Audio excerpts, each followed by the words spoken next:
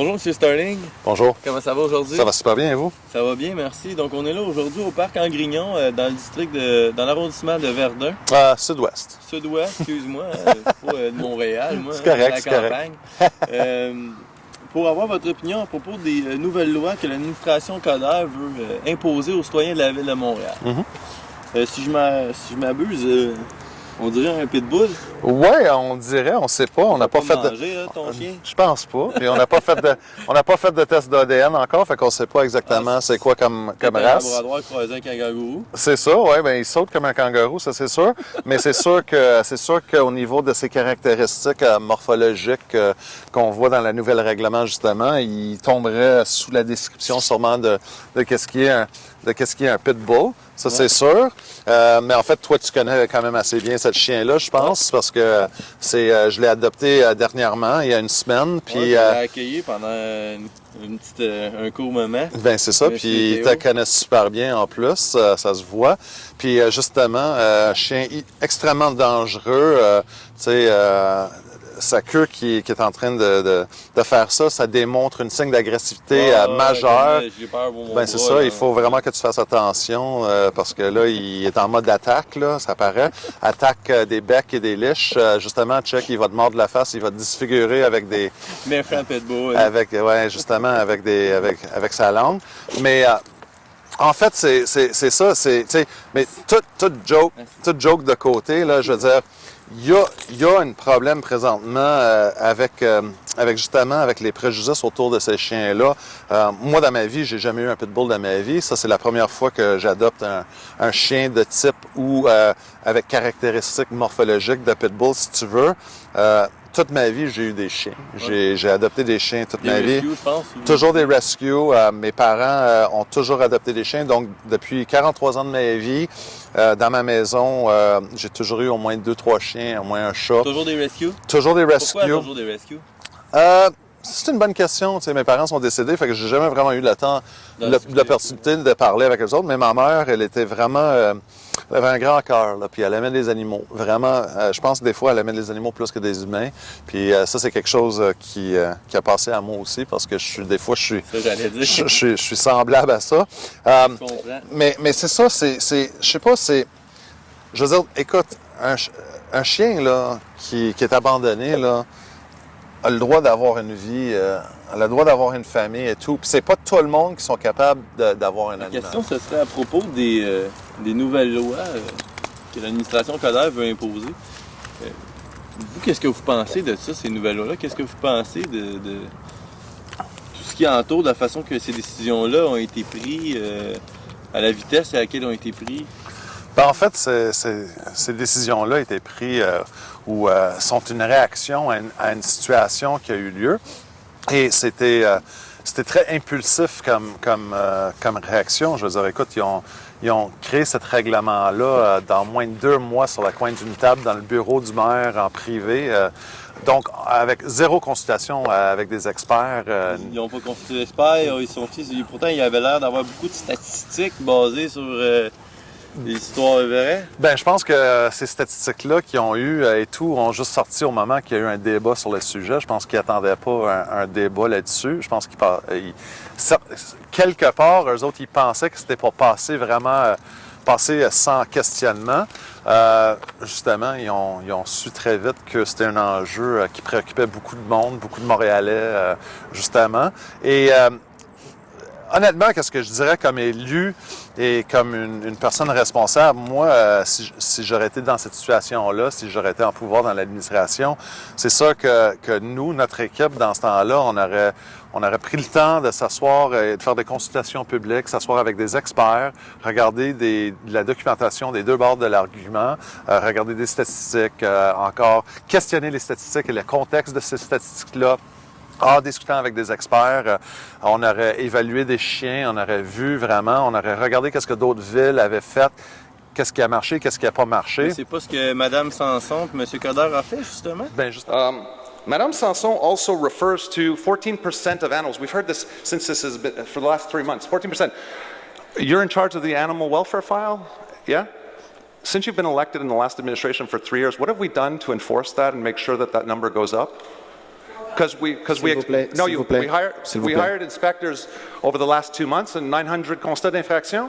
Imagine had we done that and taken that seriously 3 years ago. Bien, justement, ils n'ont pas fait aucune de ces démarches-là. C'est pas ce qu'ils affirment. Ils affirment avoir des statistiques Mais formelles. ils s'affirment de beaucoup de trucs. Ben, comme vous avez vu, ils ont parlé de la pouvoir du mâchoire d'un chien comparativement à un requin. Ouais. Encore, donc il y a ça. Madame Sanson, elle a référé à plusieurs reprises à l'Association canadienne, ou je ne sais pas trop, un organisme...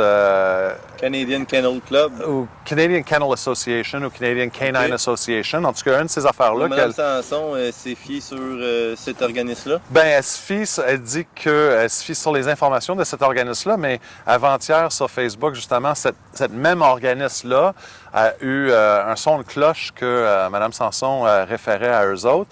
Puis eux autres, ils ont fait justement un disclaimer sur leur site. Un coming out. Oui, un coming out pour dire qu'en fait, ils ne partagent pas du tout cette opinion-là. La Ville de Montréal les a jamais contactés. Ils n'ont jamais été en contact avec la Ville. Ils n'ont jamais consulté avec la Ville. Donc la Ville de Montréal, ça sert d'eux autres pour défendre leur opinion, mais C'est ça. eux n'ont jamais été consultés Oui. par, Par la justement Ville. la Ville de Montréal. Mais justement, puis c'est pas la première fois qu'on voit l'administration Coderre faire ça. Dans plusieurs autres dossiers que je nommerai pas, la Ville, l'administration dit d'avoir consulté avec des organismes. Et quand moi, je contacte les organismes ou d'autres élus contactent les organismes ou quand on met les organismes au courant que la Ville s'en sert de leur nom pour défendre une position, souvent ces organismes-là sortent en disant bien, on n'a jamais eu aucun appel, on n'a jamais parlé avec la Ville, on ne comprend pas pourquoi qu'eux autres, ils réfèrent à nous autres.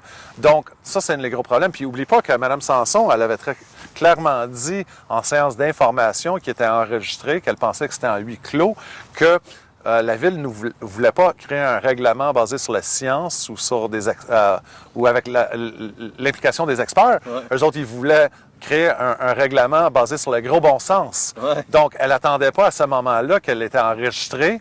Puis, justement, ça a sorti. Elle a admité qu'il y avait eu zéro consultation. M. Coderre, il l'avait dit aussi en conseil qu'il n'y a pas eu de consultation. Il n'avait pas besoin. Lui, il pense à la sécurité des Montréalais et tout.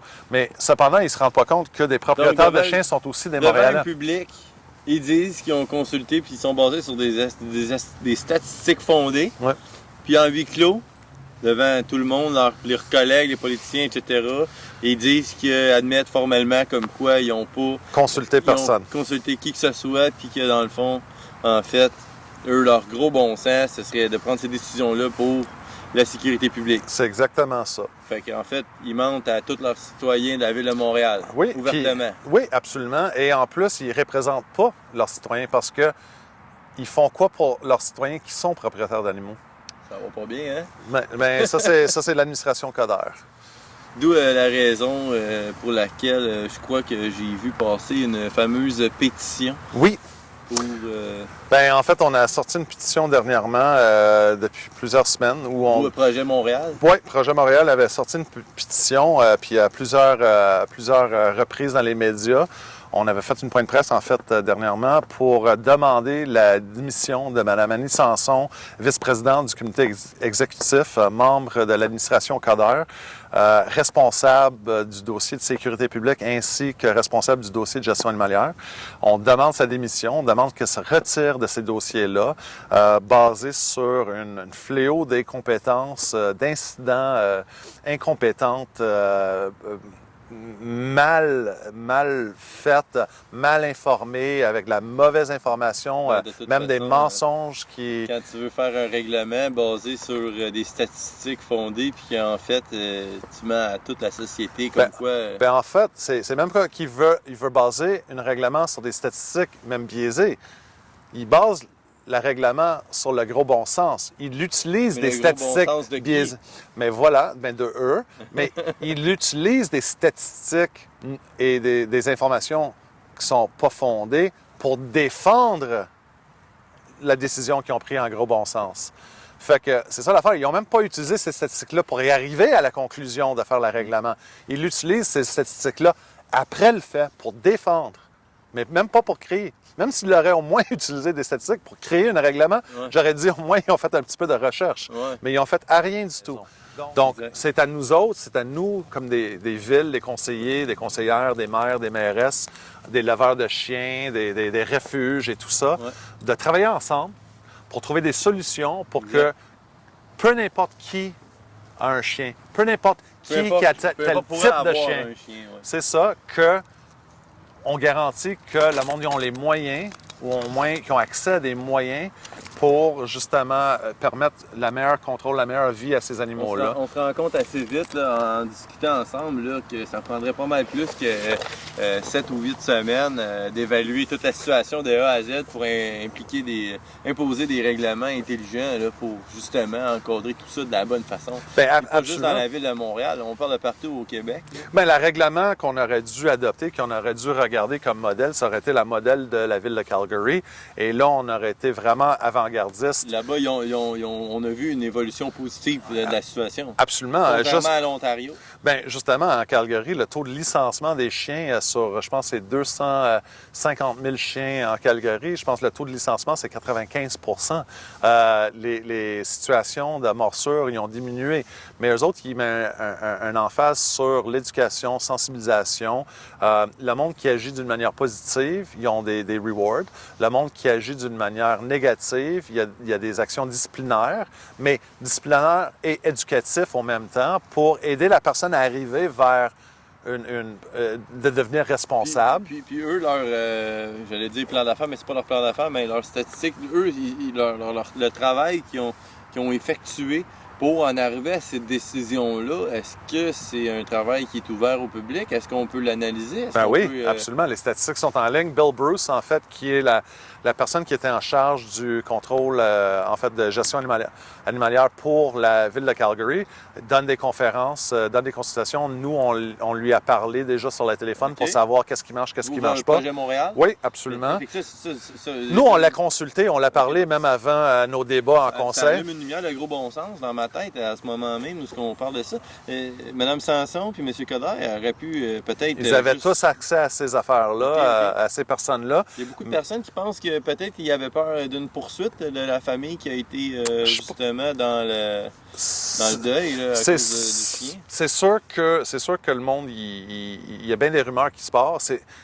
Personnellement, moi, je crois sincèrement que la famille aurait dû poursuivre la ville pour négligence, justement, parce que dans le cas de ce chien-là, qui est impliqué dans 2 cas de morsure sur 3 ans, où il y a eu des rapports de police et tout, et le chien n'a jamais été saisi ni évalué, et si nécessaire, soit enlevé du propriétaire, parce que le propriétaire était peut-être négligent, ou même à l'extrême de la situation, si le chien était vraiment endommagé ou vraiment pas en bonne santé pour n'importe quelle raison. Que sa vie était dans une situation complètement misérable. C'est ça, puis peut-être on aurait dû euthanasier ce chien-là. Donc, dans ces 2 cas-là, on aurait pu agir, on aurait dû. Le règlement en place nous obligeait d'agir, mais on n'a pas agi. Donc, la 3e fois, l'incident qu'on a vécu, c'était le décès d'une madame.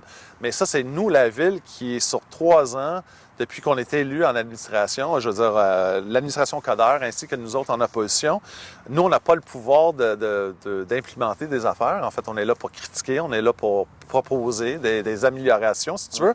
Mais l'administration Coderre, Mme Sanson, qui est la responsable depuis 3 ans, aurait pu agir dès que son nomination à sa poste, dès qu'elle était octroyée le dossier de la gestion animalière, elle aurait pu prendre des actions concrètes pour justement s'améliorer, à place de rentrer en conseil le mois dernier pour dire, dans les 2 derniers mois, on a donné 900 constats d'infraction, puis comme j'ai critiqué, j'ai dit, moi, mais vous avez fait quoi sur les dernières 3 ans? Exact.